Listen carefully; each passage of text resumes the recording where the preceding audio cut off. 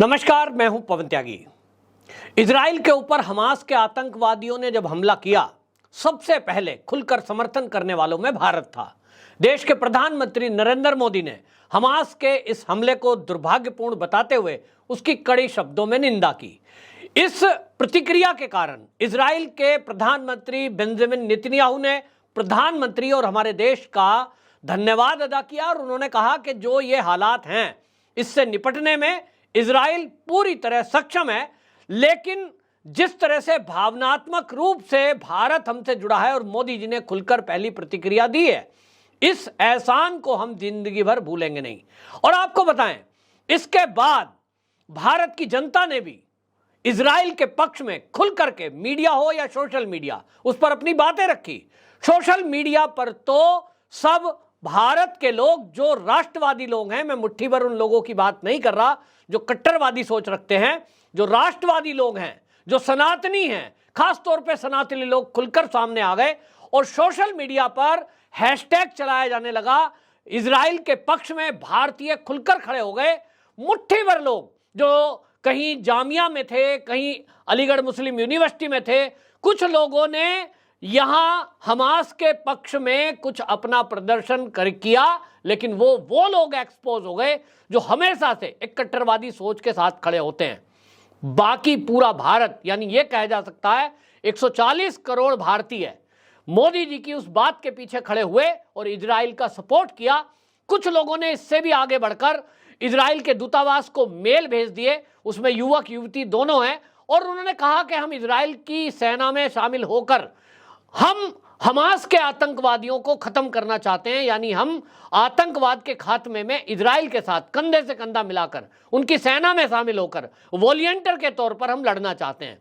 इस पर आपको बता दूं, भारत में इजराइल के जो राजदूत हैं, उन राजदूत का बयान आया और उन्होंने, राजदूत ने यह बयान दिया कि जिस तरह की बातें मुझे सुनने को मिली हैं और स्वेच्छा से ये भारत में लोग जो है जिस तरह की बातें लिख रहे हैं, मुझे जो है मेल भेज रहे हैं, इस पर उन्होंने ये कह दिया कि ये मुझे लग रहा है कि यहाँ जिस तरह के समर्थन में लोग खड़े हो रहे हैं और हमारी सेना के साथ मिलकर आतंकवाद के खात्मे के लिए, हमास के खात्मे के लिए ये हमारे साथ मिलकर लड़ना चाहते हैं, मुझे लगता है कि अलग से एक हमें जो इजराइल डिफेंस फोर्स है उसकी एक यूनिट अलग से बना सकते हैं।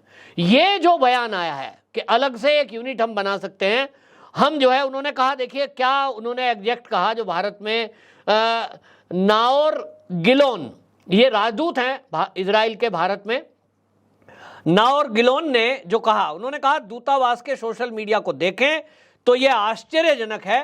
मुझे लगता है कि मेरे पास वॉलंटियरों के साथ साथ एक और आईडीएफ यानी इजराइल डिफेंस फोर्स हो सकता है। मैं इजराइल के साथ लड़ना चाहता हूं, ऐसे मुझे बहुत सारे लोगों ने आह्वान किया है।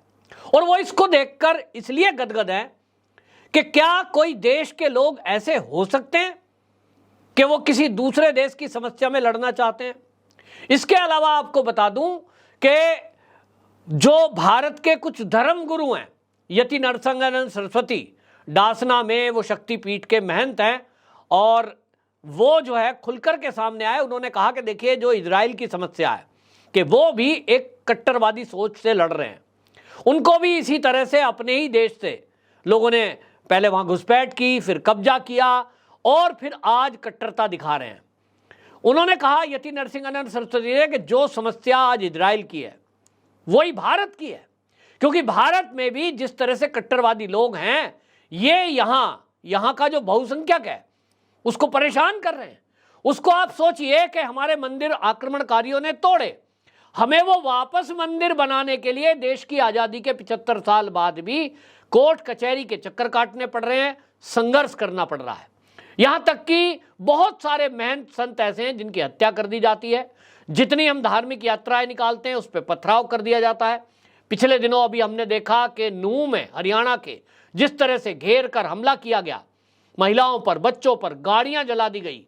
यानी आप समझ लीजिए कि पुलिस फोर्स होते हुए, पुलिस को अलर्ट होते हुए भी ये गंभीर परिणाम निकले कि वहां कई लोगों को मार दिया गया। और ये अकेले हरियाणा की घटना नहीं है, पूरे भारत में चाहे महाराष्ट्र में गणेश उत्सव हो, चाहे भारत के अंदर कहीं यात्रा निकल रही हो या कांवड़ यात्रा हो, इनको प्रॉब्लम है। और एक ऐसी सोच पनप रही है जिनको लगता है कि हमारे अलावा सब बेकार है, हम जो कहें वही सही, हमारा जो पंथ कहे वही सही और बाकी सब काफिर हैं। ये जो कुछ लोगों की सोच है, ये कट्टरवादी सोच, ये खतरनाक है। और इसीलिए इतना ही नहीं कि खाली एक दो देशों के बीच कुछ लोग जो कह रहे हैं कि ये तो दो देशों के बीच लड़ाई है, इतना नहीं है। ये फिलिस्तीन और इजराइल की लड़ाई नहीं है, ये एक आतंकवादी गुट की एक देश के ऊपर हमला खाली इतना भर नहीं है। ये इजराइलियों को, यहूदियों को मिटाने के लिए कि उनके पड़ोस में यहूदी रह कैसे रहे हैं, अगर पड़ोस में रह रहे हैं तो उस पर कब्जा करें या वो धर्मांतरित हो जाएं या अपनी जमीनें छोड़कर भाग जाएं उनकी दहशत से। और इसलिए आप देखिए कि गाजा पट्टी में स्थायी उन्होंने सुरंग बना रखी है हमास के आतंकवादियों ने, और वहां रहते हैं, हमला करते हैं, फिर सुरंग में घुस जाते हैं। यानी इजराइल को परेशान कर रखा है।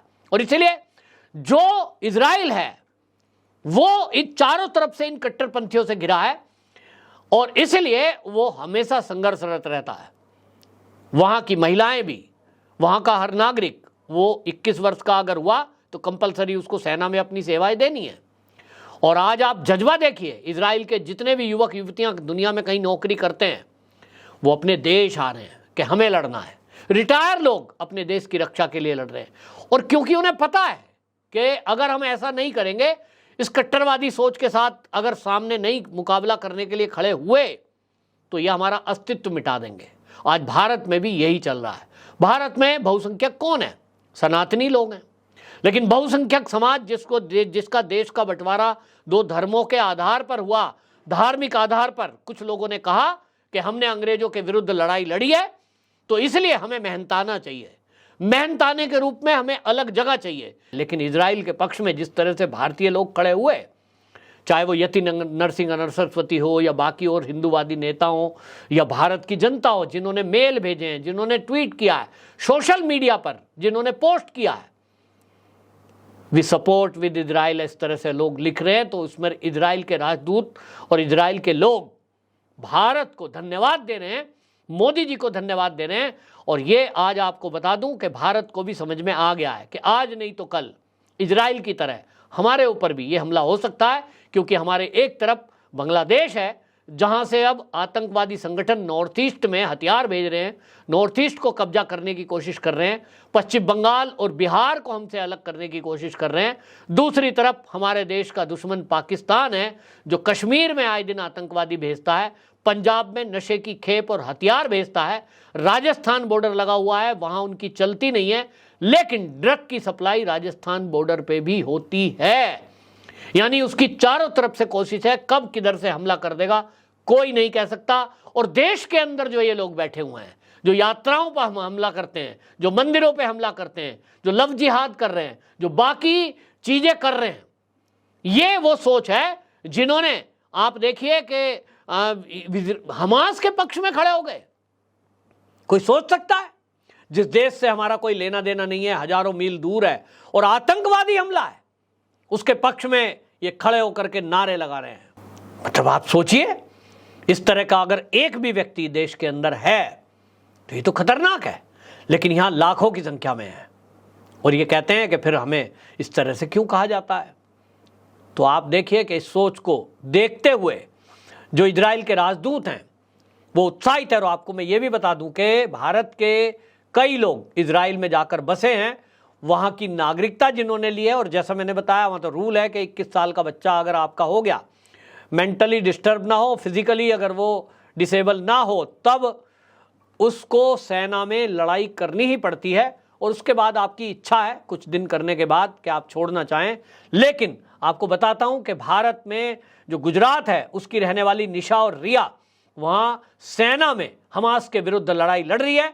ये जो है जीवा भाई उनके पिता हैं जो तेल अवीव में अपना एक जनरल स्टोर चलाते हैं, उनकी बेटी है निशा, जहां वहां संचार और साइबर सुरक्षा विभाग में फ्रंटलाइन यूनिट की प्रभारी है। वहीं भारतीय रिया वो सेना में स्थायी कमीशन के लिए कमांडो की ट्रेनिंग ले रही है। यानी भारत के बच्चे वहां ऑलरेडी जो इजराइल में जाकर बसे वो इजराइल की सेना का हिस्सा है, इजराइल को उन पर भरोसा है, भारत को भी इजराइल पर भरोसा है। लेकिन कांग्रेस की सरकार में 45 साल तक तो भारत के आजाद होने के बाद तक भी इजराइल का दूतावास इजराइल के अंदर मतलब भारत का दूतावास नहीं खोला गया। क्यों? इनको लगता था मुस्लिम नाराज हो जाएंगे, हमें वोट नहीं देंगे, सत्ता में हम कैसे आएंगे, और इसलिए क्या करो, आतंकवादी हमला हो, जिहादी मानसिकता हो, कुछ भी हो, लेकिन हमें इजराइल के साथ नहीं खड़े होना है, हमें फिलिस्तीन के साथ खड़ा होना है। और आज भी कांग्रेस की जो सोनिया गांधी हैं मैडम जी, उनके आदेश पर CWC की मीटिंग होती है, और जिस दिन ये हमला हुआ उस आतंकवादी हमले पर एक शब्द कांग्रेस ने नहीं बोला, लेकिन खुलकर फिलिस्तीन के समर्थन में प्रस्ताव पास कर दिया, हम फिलिस्तीन के साथ हैं, यानी हमास के साथ हैं। तो इनसे पूछे कि भैया आप आतंकवादियों के साथ क्यों खड़े हो, आतंकवादी हमले के साथ क्यों खड़े हो? क्योंकि इनको लगता है वोट बैंक उसी का ध्यान है। तो ये एक मानसिकता है। फिलहाल अब भारत की जनता का रुख देखते हुए अब ये देखना है कि 4 राज्यों के चुनाव में इसका क्या इफेक्ट पड़ता है। कांग्रेस की मानसिकता को समझते हुए क्या भारत के लोग कांग्रेस को सत्ता से बाहर करेंगे, ये भी देखने की बात होगी।